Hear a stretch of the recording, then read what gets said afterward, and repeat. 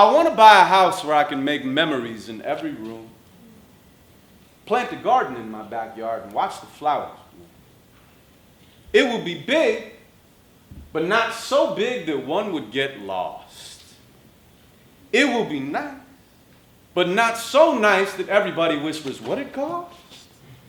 It will have gorgeous views, but being higher doesn't mean superior. I've learned not to judge a house by what's on the exterior, it's what's on the interior. And I don't mean design, because a house is not a home unless the people are alive.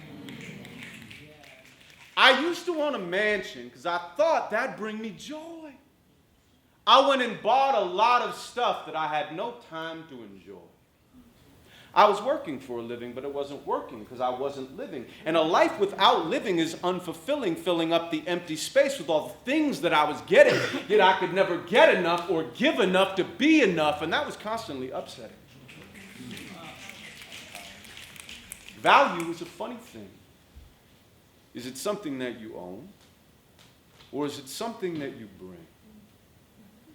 Experience is priceless, and that doesn't cost a thing. Because once you make your mind up, you can accomplish anything, even if it seems impossible.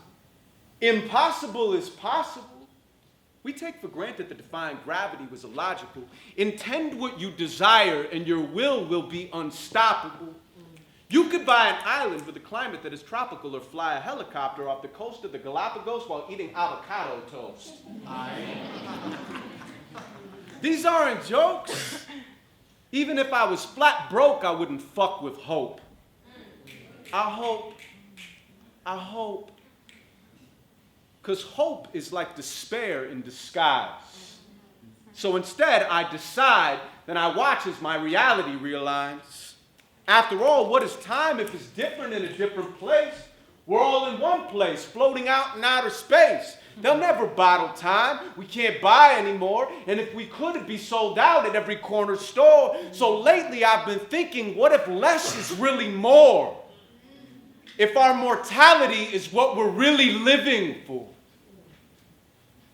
I want to slide in socks across Italian marble floors. I want imported art to fill up every corridor. I want my kids to use my bed like it's their trampoline, to walk on top of my couch like it's their balance beam.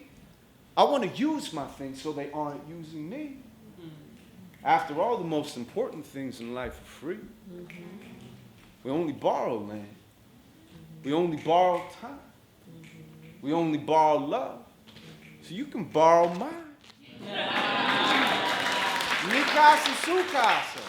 Stay over any time. If you're a friend, you'll have a permanent vacancy sign. Community is what our culture's lacking. We pretend that we're connected, but mostly it's just unscripted acting. We isolate ourselves and hide from our emotions, then pack our schedules as an excuse to stay in motion. We're living by the beach, and yet we never see the ocean, because it's always out of reach in the midst of the commotion. God forbid we'd have to sit alone without distraction. It's hard to notice thoughts when we're constantly in action. No matter what your status is, that isn't satisfaction. So I don't care what you do as long as you have passion. That's why I want to share my gifts and cultivate compassion.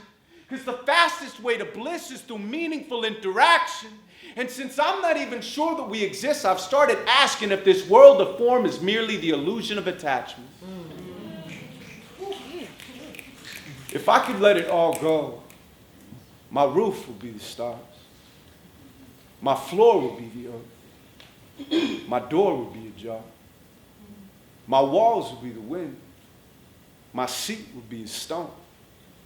My bed would be the clouds, and my heart would be my home.